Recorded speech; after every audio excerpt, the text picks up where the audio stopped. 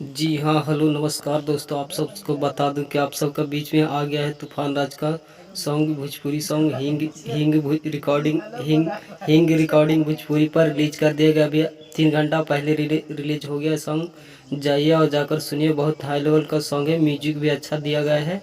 इस म्यूजिक में मत पीछे, म्यूजिक सुनकर दिल खुश हो जाएगा। और तूफान राज का ये सॉन्ग है। सॉन्ग का टाइटल रखा गया है। अगर मेरे चैनल पर नए हैं तो मेरे चैनल पर बने रहें, और मेरे चैनल पर नए हैं तो मेरे चैनल को सब्सक्राइब करें, लाइक करें, ताकि आप सबके लिए ऐसी ऐसी नई नई जानकारी आप सबके बीच में लाते रहूं। तो हाँ दोस्तों, बता दूं आप सबके बीच में इस सॉन्ग का टाइटल रखा गया है। इस सॉन्ग का टाइटल रखा गया है शेर पासवान कहा था। बहुत ज़बरदस्त सॉन्ग है। तूफान राज ने गाया है। तूफान राज और सृष्टि भारती ने मिलकर इस सॉन्ग को गाया है। बहुत हाई लेवल का सॉन्ग है। जाइए और जाकर सुनिए।